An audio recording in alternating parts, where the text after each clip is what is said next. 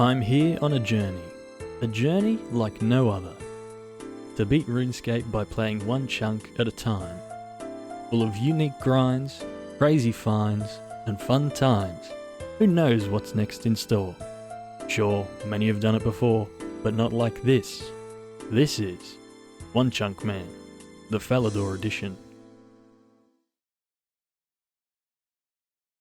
Last episode we started off by rolling and completing 4 smaller chunks. Then we unlocked the massive chunk, Varrock Palace, and completed the questing portion of the chunk. Here's a look at our current chunk map. Be sure to leave a like on this video, and now it's time to get into construction. My thing for construction was, when I get a saw, I'll train it, and now I've got a saw, and I had the method always in mind of using the clay. It's just now that it's here, it's like, you know? Right, I'm not gonna buy a heap of soft clay yet because I want to take some time while I start construction to ponder whether I might have a better method and sort of gauge how good this one is.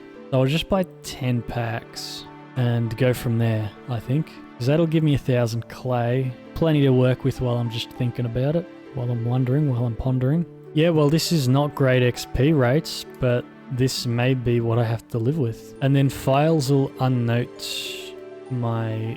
Oh right, I just use them on him? Yeah, he can unnote those. I'll just go back. Just got 10 construction, and that's good because I can make a pond. I need to make a garden, build a garden. So if I build the centerpiece as a pond, yeah, right there. But I'd still use 1 clay per 10 XP, and pond just uses it quicker. This is not bad, actually. It's really good that I can use 10 clay at a time because that hastens things up real quick rather than 3 at a time on the fireplace. And it looks like I'm getting around 30k XP per hour here too. Maybe a bit less. It'll probably even out to about 27, I'd say, but that's a lot better than I was expecting. So this won't be really that bad, honestly. I was dreading that this might be like less than 10k XP per hour sort of thing, but it's decent. I mean, it's one of those monotonous things that just gonna have to grit my teeth and get done, but seems okay to me. Already level 20, that was pretty quick. It's just a lot of running back and forth. It's a quick couple hundred XP, and then we run straight back. Definitely not want to go high octane at this all the time though. Probably gonna find something AFK to do in interims. I mean, maybe I could go visit me sand crabs every now and then. That's probably not a bad idea and like get me attack and strength up a bit. Well, I for sure can't hate that. That's pretty much all of that clay used up. Sitting on 26 and a bit KXP per hour, which is what I can expect doing it the whole time. Now I'm gonna do some AFK sand crabbing and figure out how much clay I need, if I've got enough unidentified minerals to get me that clay, and if I don't, what the hell I'm gonna do about it. We'll see. But I gotta get a really high level, so I'll need a heap of clay. Right, so the verdict is in. I definitely do not have enough unidentified minerals and gold dust in the bank to get me all the way to my target level 78. In fact, I've probably only got enough to get me about 10% of the way. Since I don't have access to the sawmill, this makes things much harder. Pretty much my only options are oak planks, regular planks, or clay. Everything else such as teak planks and mahogany planks I don't have access to, or things such as steel bars would just take way too long. The way I see it, I've got 4 options. Option 1, mine my own clay, make it into soft clay, and then build it in the house. Option 2, collect the regular planks on Intrana. There's 2 that spawn there, and I could take trips back and forth to the Port Sarim deposit box, then use the planks later on. Option 3 is to catch eclectic implings, and on average from them I could get 4 oak planks every 10 implings I catch. Option 4 is to mine fallen stars, then use that stardust to buy heaps of soft clay. None of these options are great, but I'm going to go down the path of the least worst option. And which option is that? Basically, mining my own clay will be too slow and tedious. Picking up the planks from Intrana will be too slow and tedious. Catching eclectic implings will be too slow and tedious. But mining fallen stars will be slightly less slow and slightly less tedious. So that's what I'm going to go for. Compared to the other options, mining the stars will be much more AFK, more easy, and I would say much quicker too. With 10 XP per clay, I'm going to need an absolutely wild amount of clay, somewhere around the 160,000 region. And I've worked out that I'm going to need to mine about 209,000 stardust to get me all the way up to level 78. So, let's go do that. I'll be using this handy dandy spreadsheet once again to find my stars. Very nice, tells me what world, what location, when it drops. Essentially with these fallen stars, my plan will to be focus Ascania, and basically whenever it's start time, I'm gonna do the teleport to pest control down here and do the run up, check all the worlds up through here, and if I have to, keep coming down here and back through Valley. In a pinch, if I have to, I've got these 2 locations in Kandarin I can go to, or these 3 in Misthalin, but I do think that these 6 in Ascania now should be fine for me.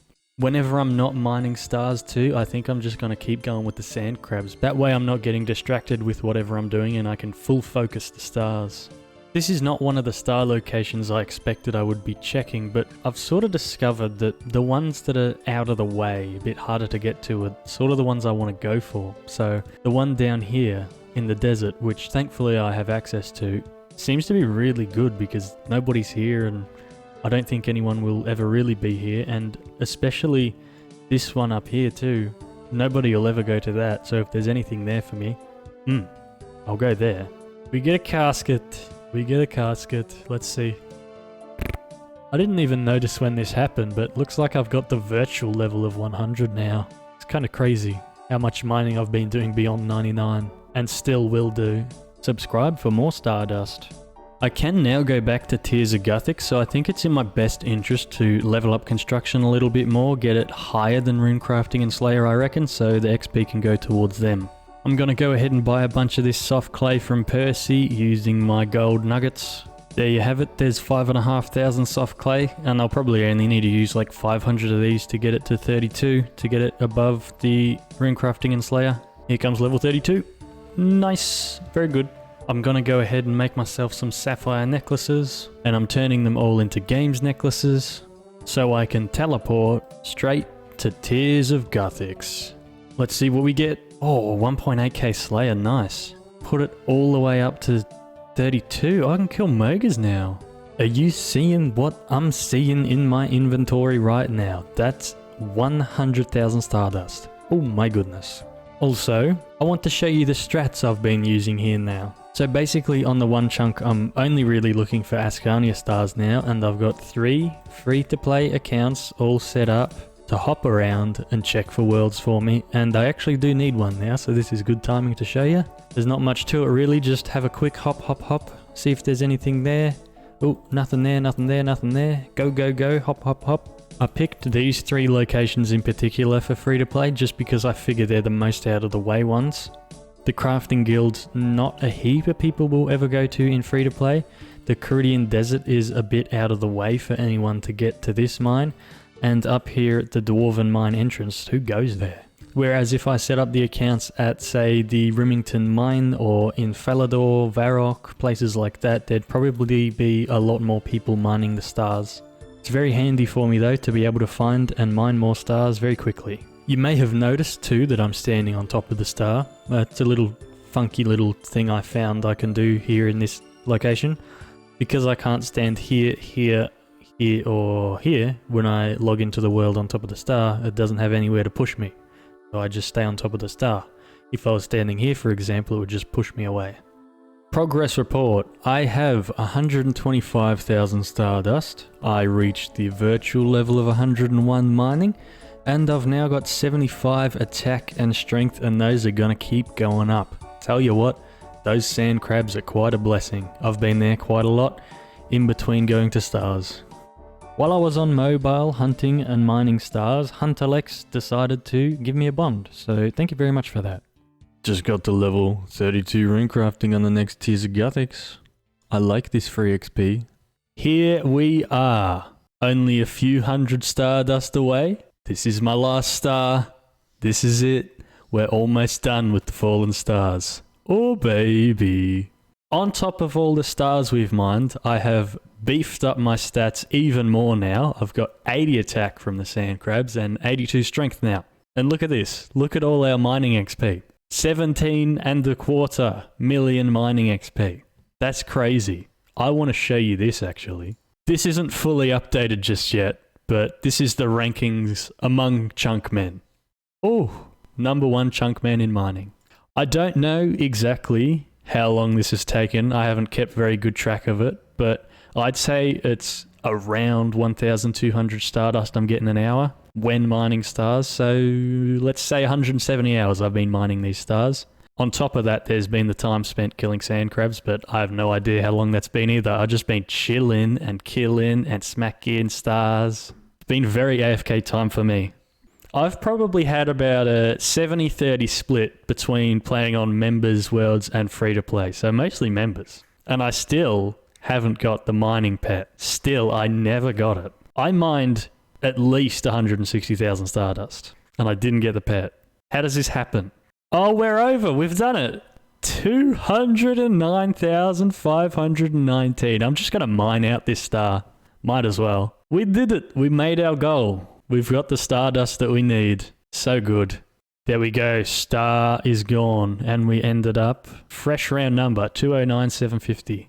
Also managed to beef up the gem collection a little bit just through that mining. Got quite a few extras. That's why I was carrying that gem bag with me. And I've not actually gotten out the rest of the unidentified minerals to use just yet, because I'll get through these stardust, the clay from these. That'll stop me very close to 78. Then I'm going to make all of the stash units and see how much XP is left over. Where is he? Let's get to trading. Hi, buddy. Here we go. Clay. Oh, look at that. Why have I got 100 extra stardust? I must have grabbed a little bit too much out. But man, look at that. Look at all that clay. I got 139k right there. Let's go constructing. What's it worth? That's a good question. 22 mil? Whoa. Whoa, whoa, whoa. $22 million worth of clay. That's quite a bit. Oh, and I've got even more in the bank. Nice. Here we go. It's time to construct. The next kind of milestone, but not really, is level 55 construction, and I'll show you when we get there. Here it comes. Here is level 55, and we want that for the formal garden, because in the formal garden we can make boundary stones. So let's go ahead and get a formal garden up in here. $75,000. There we go. There's the formal garden, and you can see the difference here. I'm going to be building the fencing here, so instead of running all the way over to the pond there, I only need to run to the boundary. Actually, I'm going to move this room here so it's just like 2 blocks away. Look at that, the fencing is right there. I spawn out of the portal right here, and I'll probably only need to run right there. I'm curious, if I click build here, do I still go to the closest part? No. Oh, that's not what I wanted. So what I was hoping was that I could go to this resizable mode and come down here and have one click on to go click on the build fencing, but my character runs down there. That's not ideal, so I can't exactly do that. Maybe there's still a way. I'll do some tinkering. You may not like it, but this is what peak RuneScape performance looks like. It's taken a lot of tinkering, but I've finally landed on something here with construction. So first of all, as you can see, my screen is smaller. It's as small as I could make it. Also, I'm in resizable mode. So here's my setup. I scroll my screen as high as I can make it. I right click on the compass and look east, and I'm set up ready to go. So when I click here on the portal from files, I move my mouse here to this little square, this little screen marker, boom. Takes me straight to the tile I need to go. And then I zoom right in, and then I build, holding down the #1, because the boundary stone is #1, and the remove is #1. So I hold those numbers down, and then I zoom out, go through to the portal, and files is always within this red square, so I just click on the clay, click on files, hold down #3 this time, because #3 is to exchange everything, and then do it again. It really did take me a long time to land on this, and at one point I even gave up. I built this game rooms you can see up here, and I was building the attack stone instead of the boundary wall. They both take 10 clay. I was getting annoyed at how small the boundary stone is. It was getting a bit hard to click, but now I've figured this thing out with the camera. Let me show you this. Right, in RuneLite's camera settings, I've got my expand outer zoom limit to -40. So if I turn the camera setting off now, you can see I can actually zoom out a little bit further. Not much, but it actually makes it just that little bit better for clicking on files there. I've also got the zoom speed set to the max it can, so I can just zoom in and out with one quick scroll of the mouse wheel, instead of like normal with the camera, where it takes like, what was that, like 5, 6, 7? That was like 7 scrolls to get me all the way in. So having that camera turned on really helps out a lot. So this is what I've landed on, and it's okay. I'm glad that I can just hold down the number 1 when I'm building and removing stuff now, rather than when I was making the pond and it was number 3 to build it. But yeah, this is it, just back and forth, back and forth, back and forth, back and forth. What's really interesting about this is when I zoom in here, to click on the boundary stones, it does the no place like home thing when I build a new boundary, and I don't know why it does that. It's weird that it does that. But when it does that, have a look here, it shifts where the boundary stones are. Look at where my screen marker is. Shifts them over. But at least if I stay within this little screen marker, I'm always going to click on it. That's why the zoom in is so important. It is time for some more Tears of Guthix. Let's get some free XP. Not bad, 29 water. That seems pretty good to me. 1,700 Slayer XP. Oh my god, 17 XP away. Very nice. Very good. Love the free XP. I've been procrastinating this construction like something crazy. I got the level up to 62, 340k XP, but I mean, this tells us a lot. I've beefed up my stats to 85 attack, 87 strength, and 80 defense just now.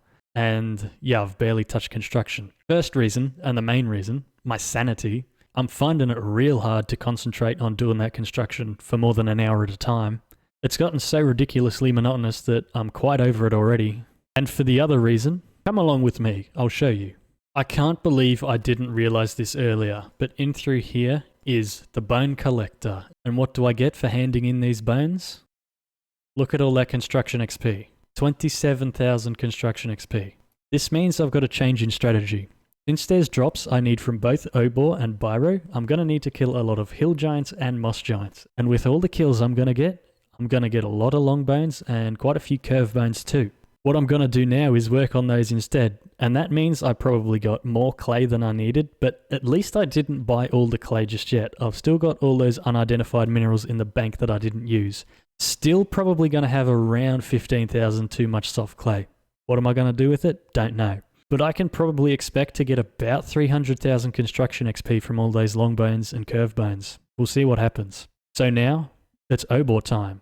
But I tell you what, we're going to do that in the next episode. Thanks for watching, and thanks to my patrons, Invalid Cards, Dan Sleeman, and Affinity the Rogue for showing me their support.